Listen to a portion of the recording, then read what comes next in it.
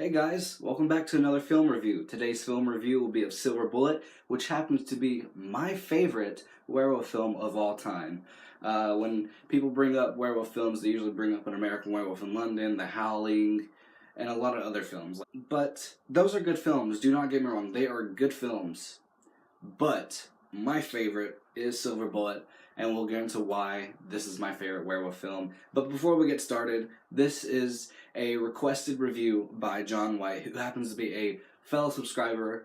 He's been there since the beginning. He's been there since day one, pretty much. So I appreciate everything that you've done for me, and he's a good friend of mine. So another quick shout out goes to Jason Smith from Sinister Cinema Reviews. I told him I'd give him a shout out because I love his review of this film, Silver Bullet. He goes into detail. His videos go on from like 15 to 40 minutes, and he's like one of the only people that I can watch their videos for that long. Great review. So let's get into my review of Silver Bullet.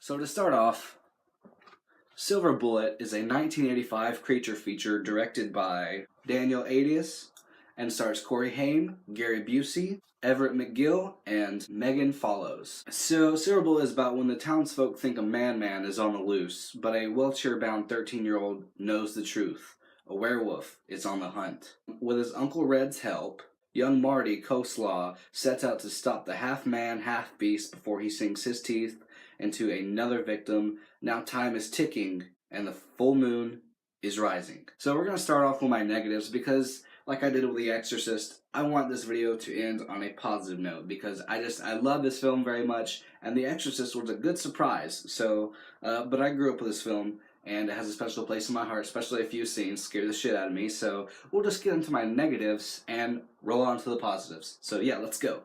Starting off, I could have done without a few characters. Marty's friend, her dad, he gets on my nerves so much, but I was glad when he died. Like, that death was awesome, but we'll get into one of my positives. But I was smiling ear to ear every time I see him die because he's just such a piece of shit. And also, some townsfolk really got on my nerves in this film, especially the ones that, backtalk the police. But then again, the police, they don't fully know what they're doing. No one really knows what they're doing, but, just some of the townfolk, and even some of the police do get on my nerves, but, hey, what can you do? But overall, that's pretty much it. So, yeah, let's move on to my positives because I love this film very much. So, starting off, my first positive, the simplicity of the makeup is spot on. Like, it's just right between half man and half beast. But everyone makes fun of the makeup. They say it's not as scary as The Howling or American Werewolf in London, and I agree with that. But I love the simplicity of it, and it's the perfect mixture of man and beast. So that's why I like it very much, because some of them go full on beast, and some films just go partially beast, full on human, like Wolf or The Wolfman. So. And also, there was a few scenes that scared the shit out of me when I was little.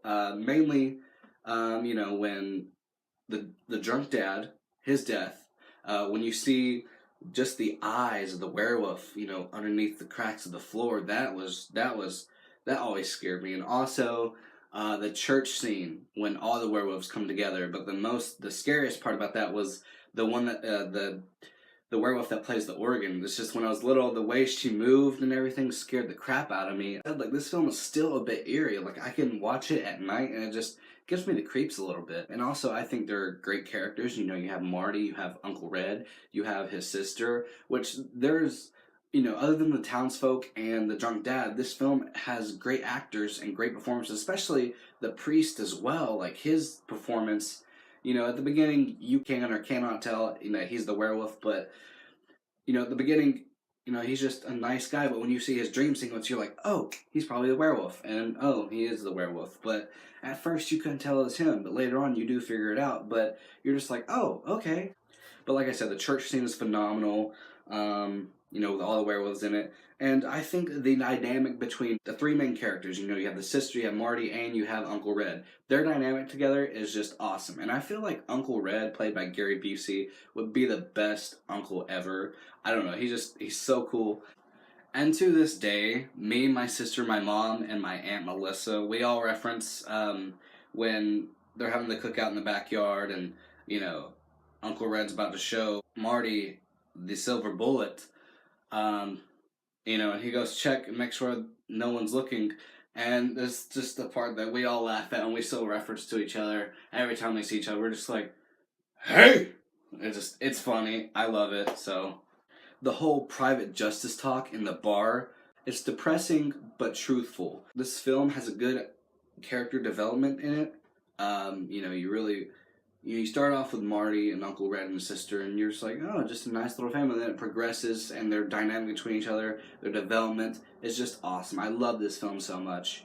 But the lynch mob scene, when they all go in the forest, and I don't know, that scene is just creepy. But I forgot which character it is.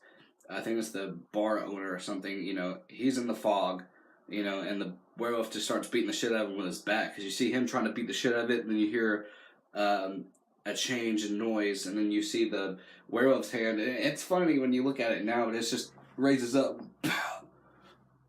It's so funny, but I love it. It still creeps me out a bit. If I saw that somewhere out in the middle of the forest at night, I'm dead. I don't know. It would still scare the shit out of me if I saw it in real life. I think one of the most haunting scenes in this film is when our werewolf, when he kills the pregnant lady when she's about to kill herself.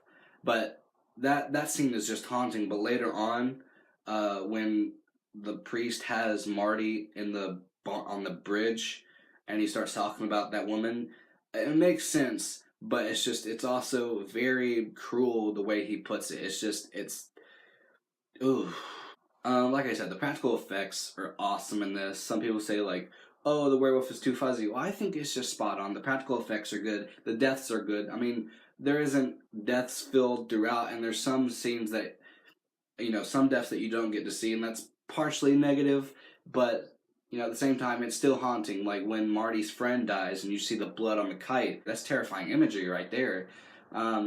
And when his dad says he torn him to pieces, and sometimes less is more. Growing up, I wanted to see what he looks like, but now you have your imagination, and like Tom Savini said with the Night of the Living Dead remake, he's known for his practical effects and gore, but in this film, he's like, sometimes less is more. And I feel the same way in Silver Bullet, so, And also, it was nice to see a new type of villain in this, a reverend, the priest or whatever, played by Everett McGill. Him as the werewolf, he has a haunting presence throughout the last half of the film. Oh, and one of my favorite scenes is when the gunsmith is making the silver bullet. That was just awesome. When the sister sees the werewolf, and she's like, "Oh my God, it's the werewolf!" And you see it through the window for a split second, and Gary Busey's character goes to the window. He says, "Y'all are just messing with me," or whatever. I forgot how it goes. He starts to take out the silver bullet, and the werewolf jumps through the window. And that whole ending is just suspenseful. When they finally shoot the werewolf, you just have a sense of relief in that, and it's just it's phenomenal.